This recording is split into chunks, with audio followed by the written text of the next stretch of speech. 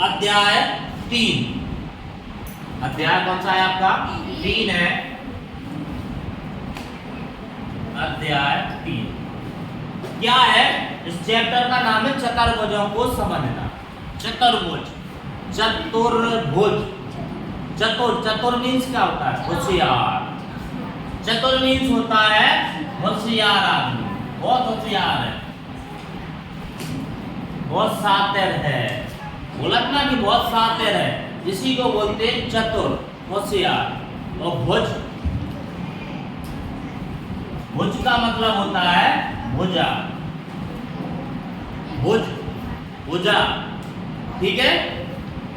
अब आपको रहता है चतुर्भुज। चतुर्भुज आपके कई प्रकार के होते हैं, जैसे समचतुर्भुज। समचतुर्भुज में क्या होता है? सभी भुजाएं क्या होंगी? समान होंगी, सबकी सब भुजाएं समान होंगी, समचतुर्भुज कहलाएगा। समांतर चतुर्भुज, समांतर चतुर्भुज में क्या होगा कि जो आमने सामने की भुजाएं होती है वो आपकी क्या होगी? समांतर होगी। समांतर का मतलब जैसे आपने देखा होगा रेल की पटरी। रेल की पटरी कैसे जाती है? बिल्कुल सीधी, कभी एक दूसरे को नहीं काटती है, कभी नहीं काट सकती आपकी रेल की पटरी, एक दूसरे को कभी काटेगी ही नहीं। यदि रेल की पटरी एक दूसरे का काट गई, पता चला कि यहाँ से आई रेल की पटरी ऐसी चली गई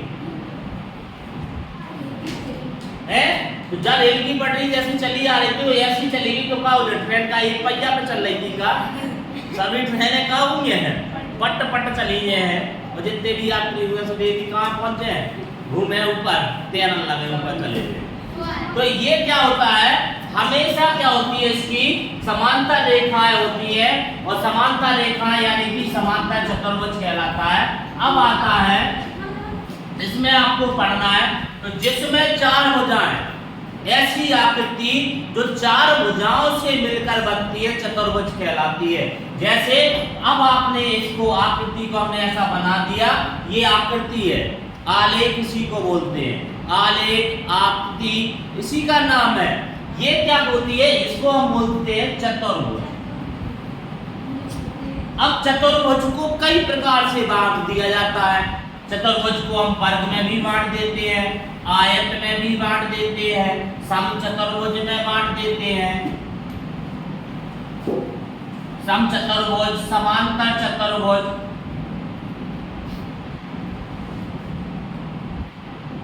षष्ठभुज, अष्टभुज, ये सभी क्या होते हैं आपके? इस तरीका से बनते जाएंगे। जितनी भुजाएं उसके हिसाब से उसका नाम, जैसे 3 भुजाएं थी त्रिभुज बोलते थे, 3 भुजाओं में क्या बोलते थे? त्रिभुज। लेकिन 4 भुजाएं आ गई तो हम क्या बोलने लगे हैं? चतुर्भुज। अब इसको देखो, पतंग भी होती है तुम्हारी, पतंग, पतंग कैसी होती है? इस तरीका से बनी रहती है, 4 भुजाएं होती है पतंग में। 4 भुजाएं होने से ये भी आपकी चतुर्भुज की श्रेणी में आ जाती है। तो ये सभी क्या होते हैं? चतुर्भुज होते हैं। अब इनके अलग अलग तरीका होते हैं। जैसे वर्ग है, तो वर्ग में क्या होता है? इसके आमने सामने की जो भुजाएं, यानी कि वर्ग में क्या होता है? जो इसकी चारों भुजाएं क्या हो जाए? आपकी बराबर हो जाए। यानी इस तरीका से ये मान के चलो वर्ग है, वर्ग का मतलब है इसकी चारों भुजाएं क्या है? आपकी बराबर है, एक समान है, वर्ग कहलाता है। वर्ग का प्रत्येक कोण 90 अंश का होता है। वर्ग का प्रत्येक कोण जो होता है वो कितने का होता है? 90 अंश का होता है। अब आती है आयत की बात। तो आयत की बात जहां बैठ के हम लोग पढ़ रहे हैं, ये आयत है। आयत का मतलब है कि इसके आमने सामने की भुजाएं बराबर रहती है, आमने सामने की भुजाएं बराबर रहेगी।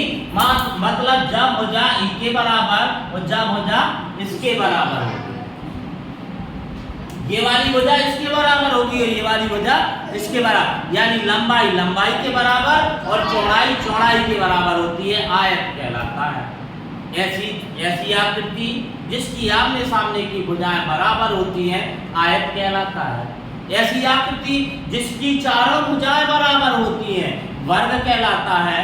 और अब आती है आपकी समचतुर्भुज की बात। ज्यादातर हमने 2 ही नाम क्यों लिखे? इसलिए लिखे हैं ये 4 नामों को ही सबसे ज्यादा आप पढ़ने वाले हो।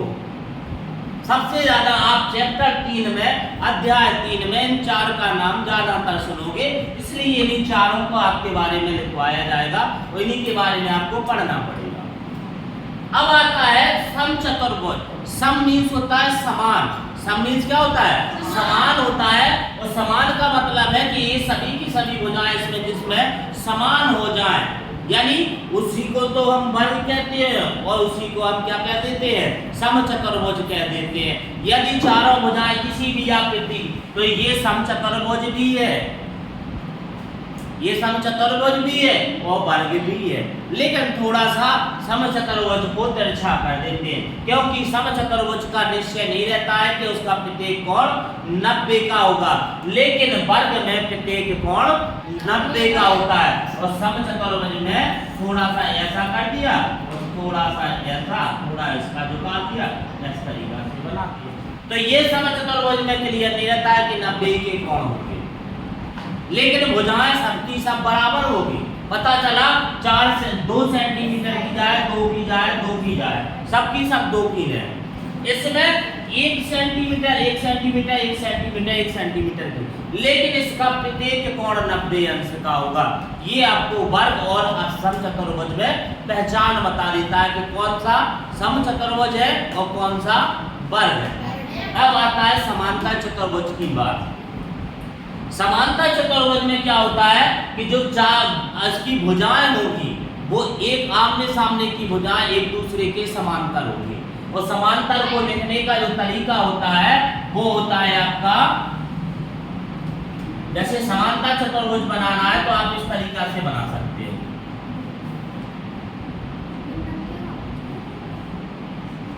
देखो ये दोनों भुजाएं ऊपर को जा रही हैं, ये कभी एक दूसरे को काटेंगी, यहाँ से लंदन तक लेके जाना, खींचते जाना, अंतरिक्ष में चले जाना, ऊपर को तुम खींचते खींचते कभी एक दूसरे यहाँ ना काट दें। ऐसे ही तो बिजली के तार हो तो भैया रहो, बिजली के तार ऐसे ही होत क्यों नहीं होता है, ये ऐसे ही चले जाने बेचारे ऐसे कबाउनी हो। और जो नहीं देना में अब चल रही अच्छी आंधी, और जो नहीं देना बेका हो डिस्को डांस कर रहे जी आ गए देखाओ जी हो गए ध्यान से बस खाओ रात भर देखो कैसा रहो।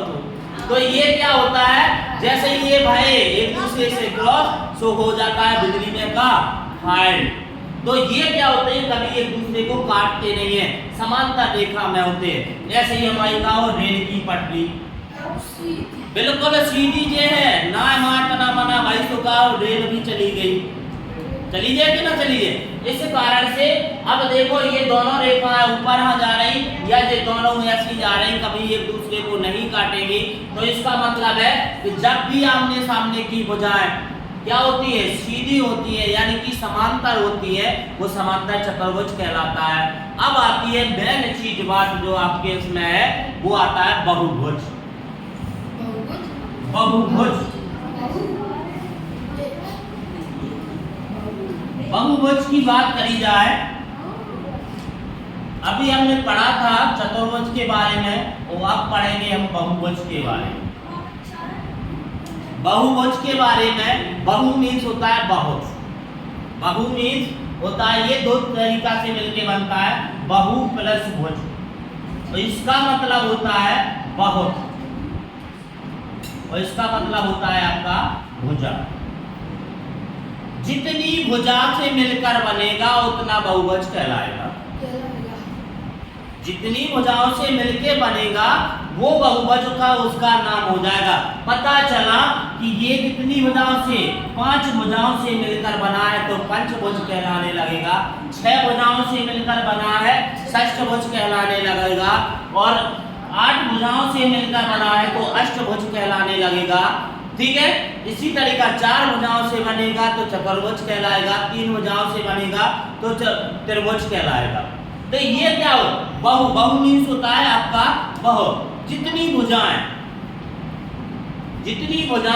उतने उसके हिसाब से उसको नाम। 3 भुजाएं त्रिभुज, 4 भुजाएं चतुर्भुज। अब चतुर्भुज भी कह सकते हो, उसको आप आयत भी कह सकते हो, वर्ग भी कह सकते हो, ये तरीका है आपको कहने का। इसमें जैसे 5 है तो इसमें पंचभुज का होगे, 6 भुजाएं हैं तो षष्ठभुज का होगे, 8 भुजाएं हैं तो अष्टभुज करोगे। अब 15 भुजाएं हैं तो 10 भुजाएं क्या बोलोगे, 10 अष्टभुज। तो ये इसके पंचभुज, 10 भुज, 10 भुज या 10 पंचभुज बोल सकते हो। 10 पंचभुज का मतलब है 10 और 5 15 और भुज मीन्स हो गया भुजा। अष्टभुज का मतलब 8 भुजा। तो इस तरीका से तो ये शरीर का क्या कहलाते हैं, बहुभुज कहलाते हैं। यानी इसमें एक चीज रहती है कि इसकी जो भुजा की लंबाई होती है वो समान रहती है। भुजा की लंबाई क्या रहेगी, समान रहेगी, बदलेगी नहीं। और इसके जो कोण होते हैं, कोण जैसे कोणों का जो मान भी रहेगा वो हमेशा समान रहेगा। इसमें क्वेश्चन भी है आपका कि बहुभुज की परिभाषा लिखिए। पर बहुभुज किसे कहते हैं, बहुभुज क्या है? तो बहुभुज वह है जिसकी प्रत्येक भुजा की लंबाई समान तथा प्रत्येक कोण की साइज यानी कि प्रत्येक कोण का जो मान होता है वो एक समान होता है, बहुभुज कहलाता है। यानी अब आते हैं इसमें बात बाह्य कोण की और अंतः कोण की बात। बाह्य कोण और अंतः कोण अगला टॉपिक रहेगा आपका कि बाह्य कोण क्या होता है और अंतः कोण क्या होता है। यानी पहले लिखेंगे अंतः कोण और फिर लिखेंगे बाह्य कोण। अंतः मीन्स अंदर, इसको बोलते हैं इन, इसको बोलते हैं इंटीरियर। इंटीरियर का हमने इन ले लिया और इसको बोलते हैं एक्सटीरियर, तो इसका EX ले लिया। अब आप लोग सभी के सभी रेलवे से यात्रा किया होगा, ये है ना, रेलवे से यात्रा करने के लिए गए होगे तो आपके जैसे रेलवे स्टेशन पर घुसने के लिए पहुंचे होंगे वहां पर लिखा होगा इन। सबसे पहले स्टेशन के गेट पे लिखा रहता है इन। इनका मतलब अंदर जाओ। इनका मतलब क्या होता है, अंदर जाओ, यानी अंदर आ जाओ आप लोग।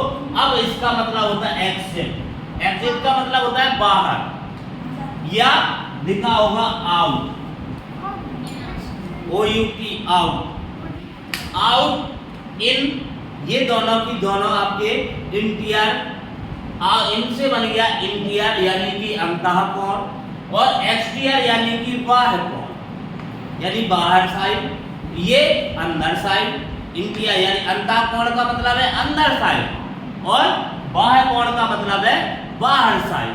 अब आता है आपका एक चीज और है, आपने क्रिकेट देखते हो, क्रिकेट देखते हो ना, तो क्रिकेट में क्या हो, एम्पायर जैसे ही उंगली उठाओ तो आउट, आउट करा तो आउट में क्या हो, जो खिलाड़ी खेले करा क्रिकेट वो कहाँ जा, सीधा बाहर, यानी उस स्टेडियम में उस पिच की जगह को उसको छोड़ना पड़ना होता है।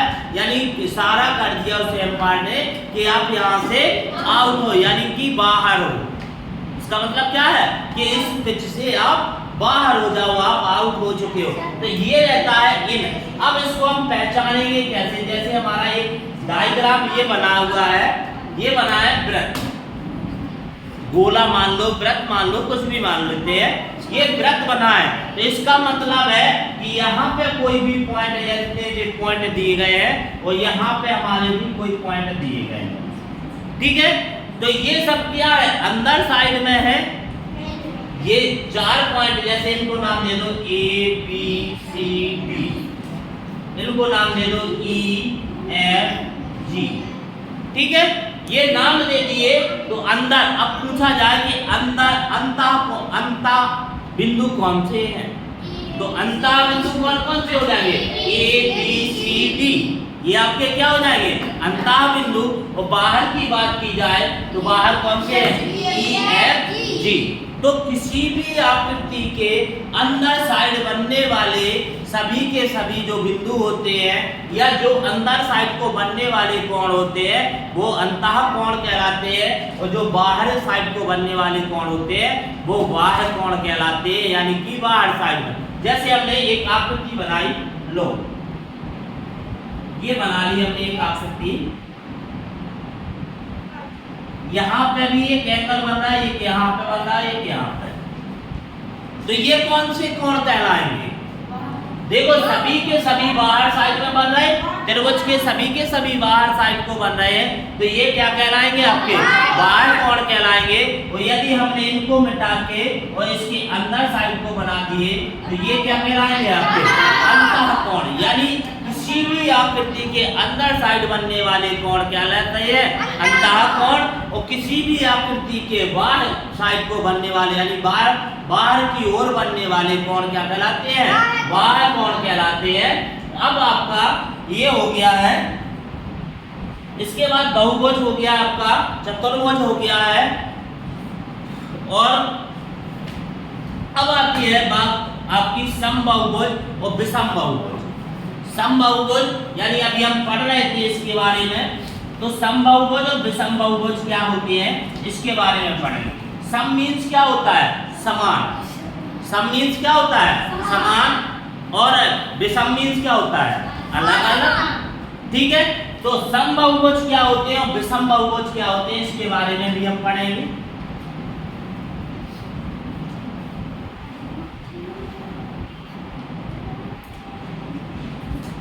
समबाहुभुज और विषमबाहुभुज,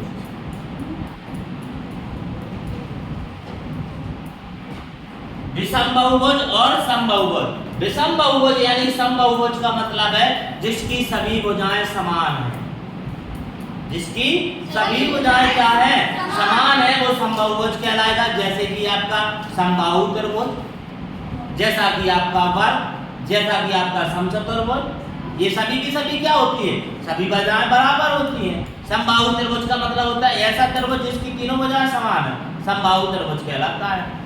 तो ये तीनों की तीनों जिसमें सभी की सभी जो आकृतियां हैं यानी कि सभी की सभी जो आपकी भुजाएं हैं वो एक समान है, वो समबाहुभुज कहलाता है। और विषमबाहुभुज जिसमें कुछ अलग लंबाई की और कुछ भुजाएं अलग लंबाई की है, वो क्या कहलाएंगी आपकी विषमबाहुभुज कहलाएगा। यानी जिनकी सभी आकृतियां जिनकी सभी भुजाओं की लंबाइयां क्या है समान है, वो किसके दायरे में आ जाएंगे समबाहुभुज के दायरे में आ जाएंगे। और जिनकी भुजाएं की लंबाइयां क्या है अलग अलग है, वो क्या हो जाएंगे आपके विषमबाहु बहुभुज के उसमें विषमबाहुभुज के रूप में आ जाएंगे। तो ये आपके समबाहुभुज और विषमबाहुभुज होते हैं। अब आती है बंद और खुला, बंद बंद आकृति और खुली आकृति। बंद आकृति और खुली आकृति के बारे में यानी कि जो चारों ओर से बंद हो, सपोज दैट ये है आपका गोला है, ये बंद आकृति है, ये यू बना दो आप खुली आकृति है, यहाँ पे ये ऐसा बना दो ये बंद आकृति है, ठीक है, और इस तरीका से एस बना दो ये खुली आकृति है। तो ये जो चारों तरफ से बंद होती है वो बंद आकृति कहलाती है, और जो चारों ओर से बंद होती है वो क्या कहलाती है बंद आकृति, और जो चारों ओर से खुली होती है एक साइड से भी खुली हो वो क्या कहलाती है खुली आकृति। जैसे आपका ऐसा बनाओ लो, एक तीन साइड से बंद था एक साइड से खुला है, क्या हो जाएगा खुली आकृति कहलाएगी। तो इसमें आपको बताना भी है, पहली एक्सरसाइज जो है उसमें आपको बताना भी है कि क्या किसमें क्या है बंद आकृति है, किसमें साधारण वक्र है, वक्र मीन्स भी आकृति होती है, ठीक है। तो कौन सा क्या है ये आपको बताना भी है कि फर्स्ट उसमें। तो ये आपकी समबाहुभुज विषमबाहुभुज चतुर्भुज ये सब की सब आपके हो चुके हैं इस वाले चैप्टर में। ये था आपका चैप्टर 3 का इंट्रोडक्शन। इंट्रोडक्शन का मतलब था उसका पहचान। इंट्रोडक्शन यानी परिचय। इंट्रोडक्शन जब हम किसी के पास में या किसी भी व्यक्ति से मिलते हैं तो सबसे पहले क्या होते हैं आपस में एक दूसरे का इंट्रोडक्शन देते हैं। अब ये चैप्टर के बारे में आपको पता चल गया कि हमें किस किस चीज के बारे में पढ़ना है, चतुर्भुज के बारे में पढ़ना है, बहुभुज के बारे में पढ़ना है, इसके साथ साथ हमें काय के बारे में पढ़ना है, जैसे त्रिभुज है इनके बारे में, खुली आकृति बंद आकृति इनके बारे में, भुजाओं के बारे में, कोणों के बारे में, ये सभी की सभी आपको जानकारी इस इंट्रोडक्शन से पूरी हुई। और ये आज का आपका जो टॉपिक था वो अध्याय 3 के चतुर्भुजों को समझने का टॉपिक था।